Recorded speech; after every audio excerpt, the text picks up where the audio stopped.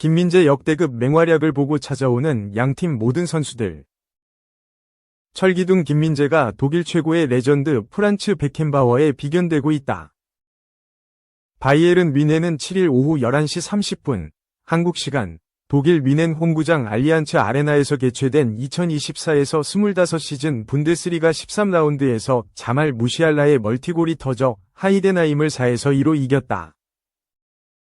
뮌헨은 10승 3무, 승점 33점로 무패 행진을 달리며 리그 선두를 달렸다. 승리의 주역은 김민재였다.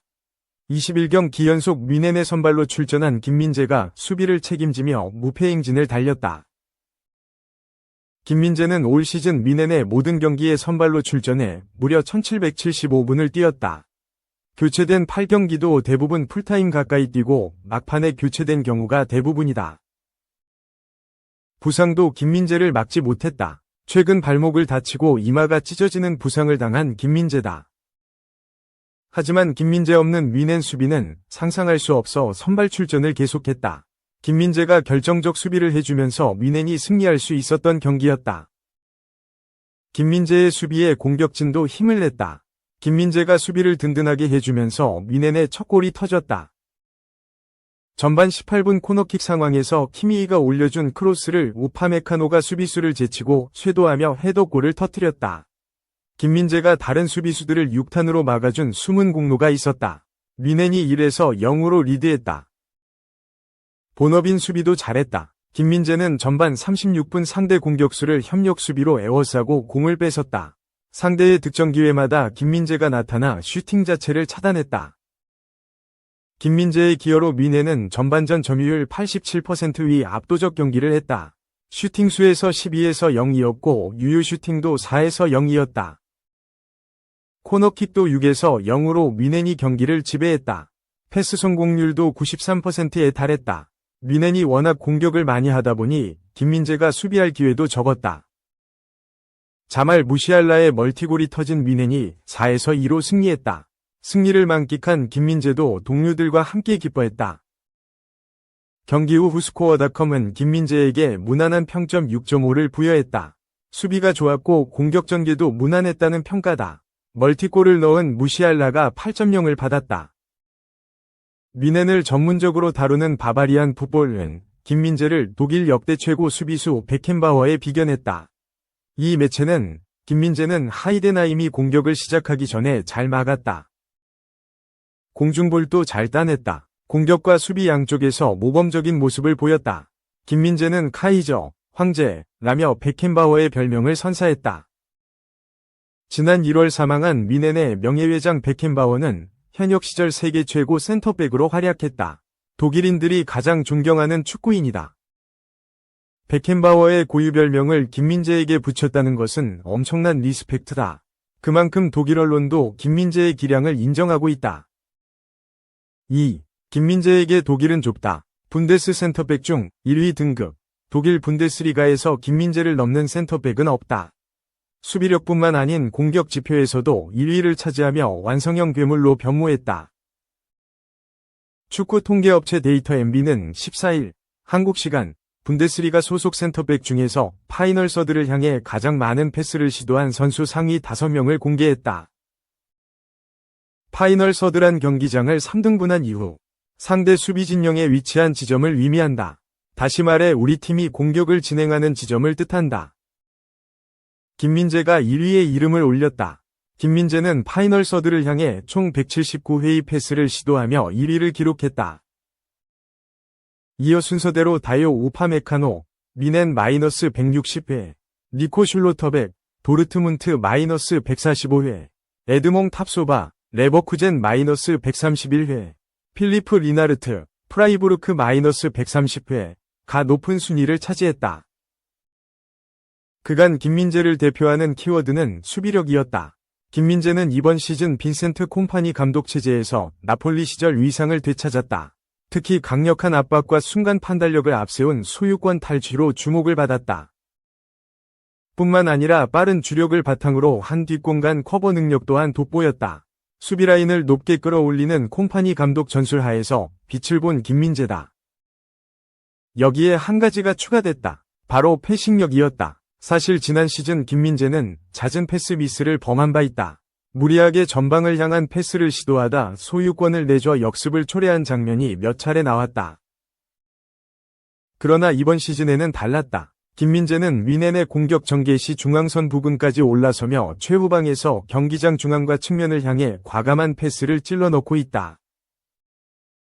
요주아 키미히, 알렉산다르 파블로비치의 존재가 컸다. 특히 키미히의 부활이 컸다. 수비형 미드필더에 정착하며 중원에서 강점인 패싱력과 활동량을 자랑했다.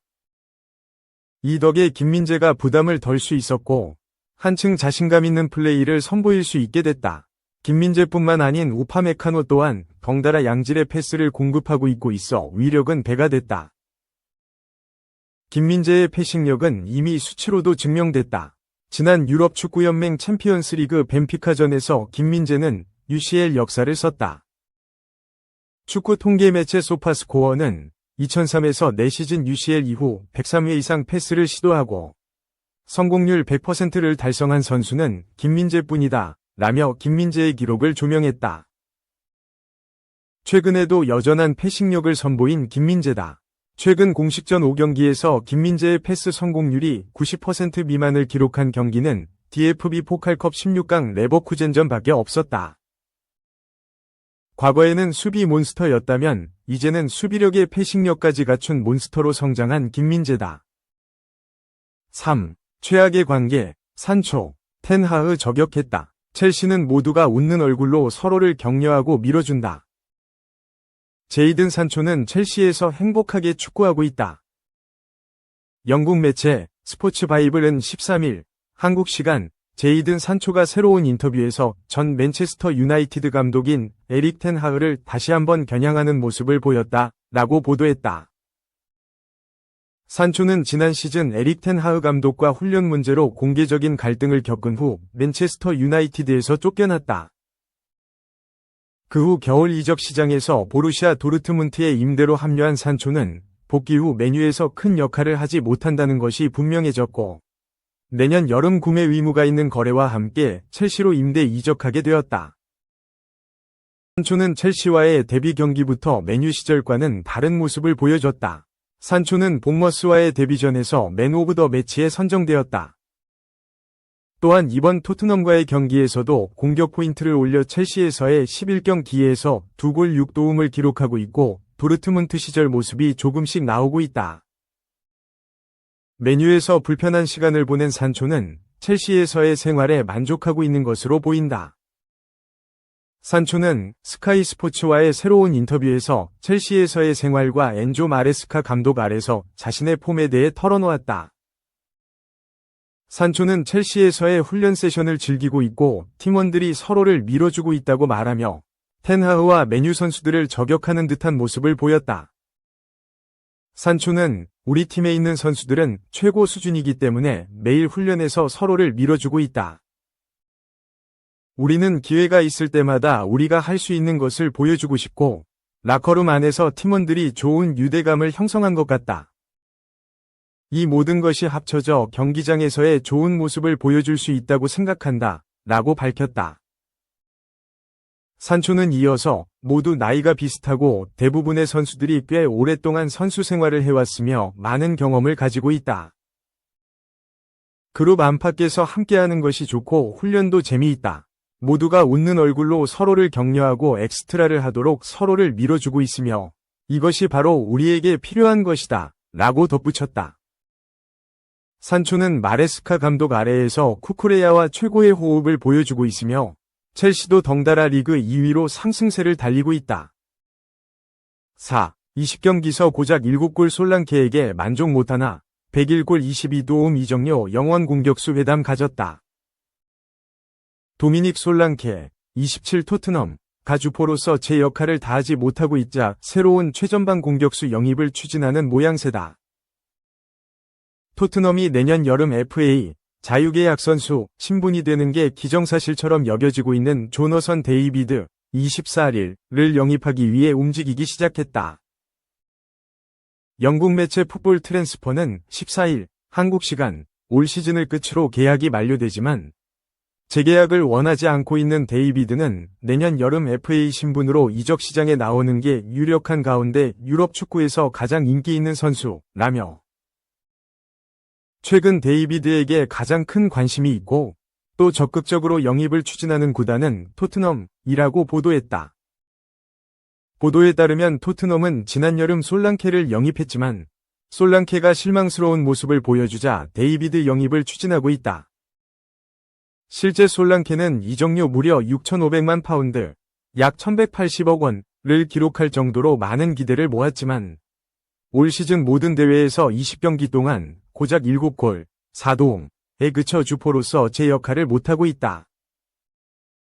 토트넘이 데이비드에게 관심을 보인 건 이번이 처음이 아니다. 앞서 지난 여름 솔랑케를 영입하기 전 데이비드를 노렸다.